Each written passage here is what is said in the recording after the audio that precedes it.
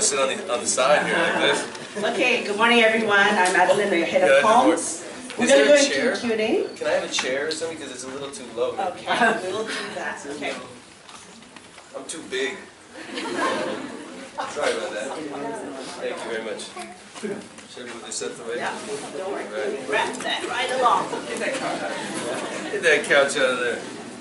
There, that's a little better. Okay. Hello, everybody. Hello. How you guys doing? I'm just going to do a little introduction on that front Please. first. Okay, so everyone, I know you've got lots of questions.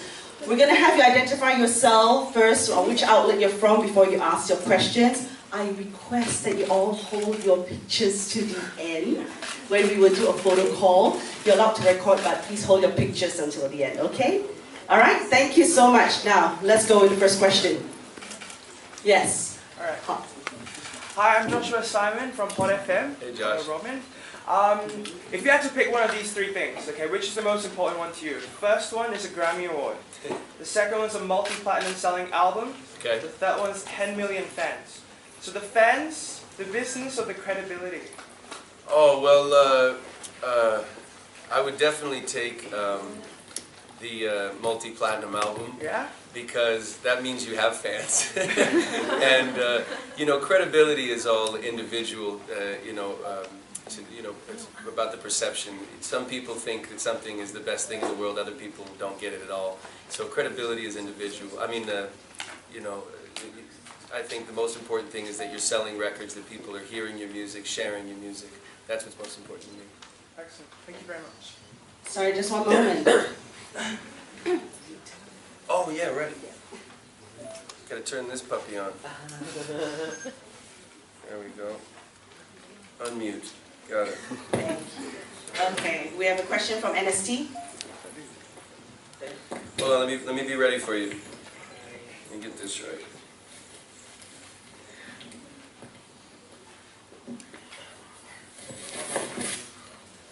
Check one. Okay. Robin, welcome to Malaysia. My name is Dennis from the New Straits Times newspaper. Robin, has becoming a successful singer always been your childhood dream? Yes. And has your dad, Mr. Alan Thicke of Greater Pains, been your #1 fan and critic and supporter from day one? Yes, you know, my parents have always supported me, but also because they're in the same business as me, they've always had a lot of advice. You know, my mom gave me more advice about my performances, because she's a performer, and my dad would give me advice about my songwriting and becoming a producer and not having to count on anybody else to create my music, that I would always be able to make my music by myself. And I think that was a great piece of advice that he gave me. Okay, Manila Bulletin. Yeah. I'm Crispina Villen, Entertainment Editor, Manila Bulletin. Blurred Lines has been named Billboard's #1 song of summer. Yes. What do you think made it very successful? Well, you know, I think the great thing about music is sometimes you can't describe why you like something. It just kind of gets into your bones. And I think the reason that this song connected is because I hear all the time, it's my grandma's favorite song. It's my 5-year-old's favorite song. It seemed to cross age boundaries and racial boundaries. You know, the amazing thing is, I believe it's the first song ever that was #1 on all 5 different formats of urban radio, adult urban radio, pop radio, adult pop radio. And so I think that shows that it connected to all ages and all groups. I don't know how that happened. I wish I could do that every time, but it just doesn't always work that way. Yes, please, one more question. How would you describe your writing style or musicality in Blurred Lines? Well, I would say all of my music, the center of it is soul. And I consider myself a very soulful person and a soulful singer. And my favorite artists, whether it's Marvin Gaye or Bob Marley or Stevie Wonder or even John Lennon and Bruce Springsteen, these are all very soulful people who sing from their hearts and sing with passion. And that's always been the kind of music I want to make, is passionate, soulful music. Thank you. Thank you. All right, question in front. Hi, I'm Justin from Hey, Justin. Music. I noticed that this album is kind of like a family affair. You have your father co-writing on Ain't No Hat for that. Yes. And your son Julian stars off Yes. the track. And my wife is the voice on Take It Easy on Me, the girl's voice that answers. Yeah, that's my wife's voice. So what was that a conscious decision or did that came along? It wasn't conscious, you know. I'm a very family-oriented guy, you know. My wife and my son are the most important things in the world to me, and they're always there. My studio is in my house, so my son will come in all the time and check on Daddy and, you know, say, Daddy, what you doing? I'm working on a new song called Ain't No Hat for That, and he goes, Ain't no hat for that, you know. And so I put his voice on that song, and my father was working on a song that he was writing, and I came in and I was like, Dad, I got to use the microphone for a minute, I got to put down this idea I got. And then he started telling me some lyric ideas for this song that I was writing, and he nailed it. He had some great lyric ideas, so it was the first time that him and I got to write a song together on my album, so very exciting. Straits Times. Hi Robin, Eddie from the Straits Times in Singapore. Can you comment on the suit against Marvin Gaye and Bridgeport Music? I can't comment on that. All I can say is that I have the utmost respect for Marvin Gaye and his family, and you know, it's always tough when it comes to creation and inspiration and what lines are blurred. but yeah, I have nothing but the most respect for him and his family. Question back there. Hi, I'm Nabila from 17. Yeah. You have been with your wife since basically forever. Yes. So what about your relationship has made it work for both of you? Well, you know, respect, and you have to listen. You know, as you change individually, you have to change together. You know, nobody is the same person. I'm not the same person I was when I was 20 years old, and neither is she. And so I think the most important thing is paying attention to what does she need today, how does she feel today, and really focus in on trying to make each other happy every single day. Thank you. Of course. Yes. You. Oh, thank you. Go ahead. You come from, you have quite famous parents, actually very famous parents. So what was the biggest growing pain growing up from such a famous background? I hear you. Had to work it in. Yeah. You know, I think it was just wanting to follow in their footsteps and to be as successful as they are, but to do it my own way. You know, I think that's what a kid, if your dad is a fireman or a doctor, then you want to follow in their footsteps. You know, you hope that you can be as good as they were, but you also want to be better, or you want to be your own. And I think the greatest challenge was just trying to find my own way and not depend on them to make it for me. You know, I never asked my parents to do it for me, and they always told me that the only way that you really will have respect for yourself is if you do it on your own. You know, and you know, even though they supported and encouraged me, I still had to make it on my own. You know. Did you ever aspire to be anything else? No. Okay, thank you. Next. Okay, second row. Dee from Singapore, 97 FM. Hey, Robin, one nice hair. question. Like your hair. Thank you. So what really rhymes with hug me? Oh. Let's go on. It's okay. There are naughty things that rhyme with hug me, but love me also rhymes with hug me. There you go. Thank you. Next question over there. Yeah. Go ahead. Hi, I'm Usha from Malaysia. I have been a huge fan, and I would actually like to ask you this question from When I Need You Alone to Blurred Lines. The sound has totally changed. Are you moving more towards a more poppy direction as compared to your usual soul and R&B? Well, you know, to me, pop is just popular. And Blurred Lines is no different than anything that was on my first album. In fact, it sounds like a song that would have been right in the middle of my very first album. Well, it does. And the difference is that it has a sense of humor, which I hadn't had for the last 4 albums. My first album had all different genres of music, you know, but the core of all of my music is my voice. It's that I sing soulfully, and I think that for me, I have no desire to make pop music. I just want to make popular music, but I want it to be my music, you know. Matthew. Matthew from MTV. Yes. Just like you're saying, every time you step on stage, you want to be sexy, soulful, and fun. Yeah. Any surprises for World Stage then? No, it'll be sexy, soulful, and fun. Nothing else surprises we can expect. Well, surprises, I mean, you know, I guess it just depends on if you've seen me before. I mean, what's fresh about the show is now I have these 3 female dancers, which I've always kind of just done a very basic band, you know, with me and my band, and I've always tried to be more organic and And now I think that I want to be an entertainer. I've always wanted to be an artist, and this album is the first time that I've really wanted to be an entertainer, which is why my videos have become more entertaining, less brooding, and less serious. And right now I think I just want to have fun and I want to be happy, and my music is a reflection of who I'd like to be. Thank you. Yeah, thank you. Next question over there. Hi. Hi Robin, I'm Ashkin from the newspaper. I must ask, after the controversial performance at the VMAs, can you comment What was controversial? Can you comment on life after that and everything that has happened since then? Oh, I mean, celebrity is a crazy thing, and I've always wanted to be a great artist, like the artist that I look up to. And, Miley and I knew exactly what we were doing at the awards, and it's the MTV Awards, it's the place of shock and awe, it's the place to provoke, it's the place to make everybody go. And for me, I just am happy to be getting all this attention because it gives me a chance for people to hear my music. And when I die, the only thing that will matter to me is the music that I left behind, not some performance on MTV that everyone will forget. They'll remember the music and that'll live on forever. So to me, it's just about challenging myself to make great music for the rest of my life. This question? Yeah.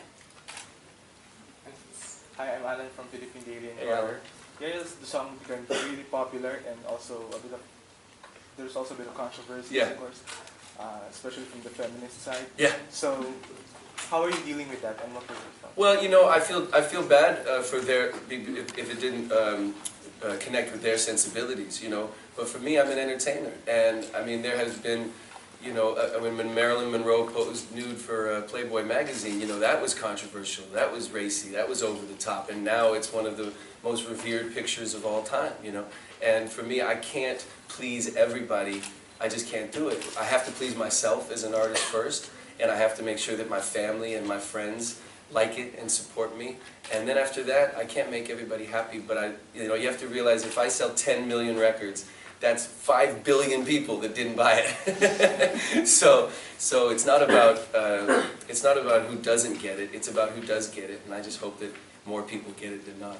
Another one, and are you already thinking about topping Blurred Lines with another song? Oh, of course. Yeah, of course. That's the beauty of. It's like if you make, Titanic, a movie or something, and you're James Cameron, you got to come back and make Avatar. You got to. It's my job to challenge myself to keep raising the bar and make people, come together and dance and smile and laugh. So I enjoy that challenge. Yeah. Next question. We'll give some other media some opportunity. Real quick one. Okay, last one. I'm Josh from Hot FM. Yes. My favorite song of yours is Shaking It for Daddy. Right? Okay, how important is sex appeal in the music industry? I mean, your name is, it's natural for you, your name is Thicke. Yeah. So, like I need some sex appeal in my line of work. So how do you get your sex appeal? I've been with, I said this in the interview I just did, I think the number one thing is you have to want to be sexy. Okay. And I want to be sexy, so I try to be, and I think being sexy is being kind, being funny, brushing your teeth, putting on cologne, I think that the thing is that sexy is always confidence and kindness, and I think those are the two things I try to exude as much as possible. Excellent, thank you. Thank you. Next question over there. Hi, I'm Collie from Coach Mac. Hi, Collie. I just want to ask you, because your latest MV, Give It To You, and Bloodlines, two things in common, sexy girls and flashing words. Are these going to be part of your musical identity right now, or they're just limited? You know what, my music and my identity has always been about love. That's been the one thing that I've always written about is love and equality and fairness. And then here I am, I do a video, with naked girls in it, and now I'm a sexist, So I'm dealing with that and trying to figure out how that all happened. But the ideas have not been mine. The director, Diane Martel, she's a visionary and she's very provocative, and she wants to, people to remember, what she makes. And so my idea was I just wanted to make a funny video with blurred lines, and she was like, well, what if we have the girls take their clothes off? And I was like, well, I don't know about that. But, it ended up giving me a chance for everybody to go, oh, now they know who Robin Thicke is for the most part. Now I have a chance to make great music, and hopefully it'll get noticed, and you know, that was the whole point, was to get people to know who I am. Thank you. Next question? Yeah. I'm Gina from the Philippine Star. Yes. Are you happiest recording in the studio, on stage performing, or when you're writing songs? I'm happiest when I'm with my son. But nothing makes me happier than my little boy.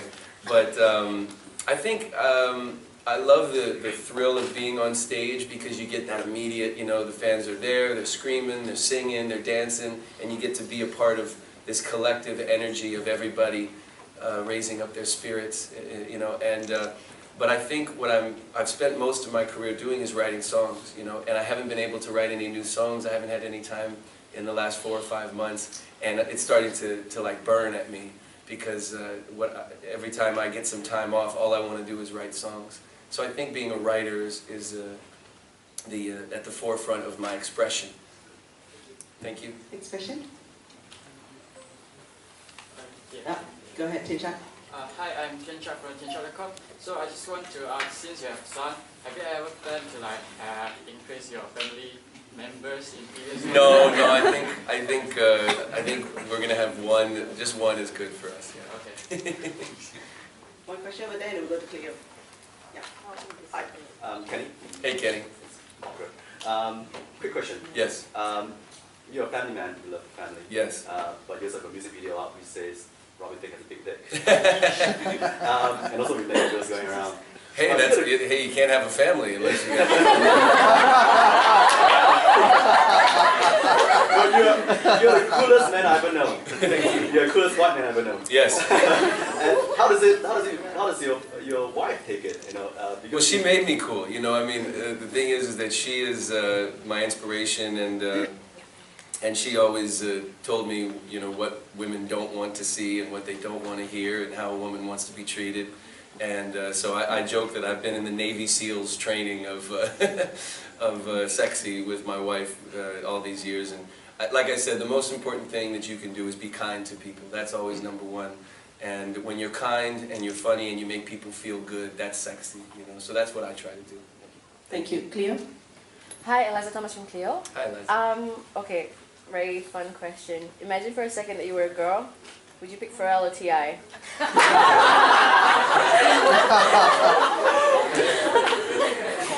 Finally, a question I have never heard before.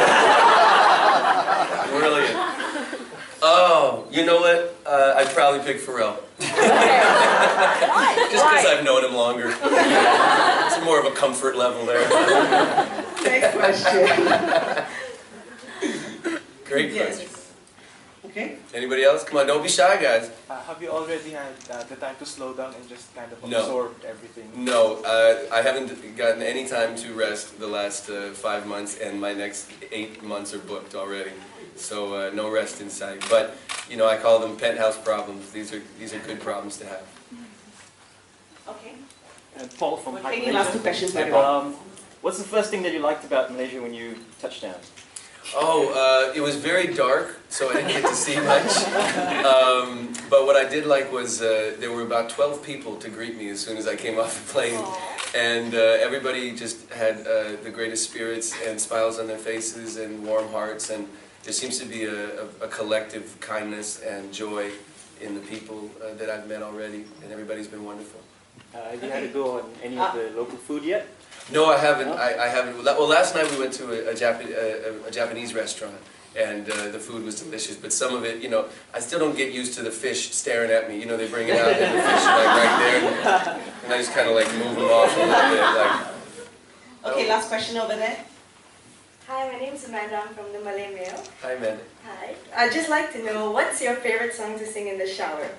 Oh, you know what? Normally the song that I sing in the shower is the newest song that I'm working on. Yeah, normally I work on my new songs while I'm in the shower. That's interesting. Thank you. Thank you very much, everyone, for your time. We're going to take a photo call, but first I'm just going to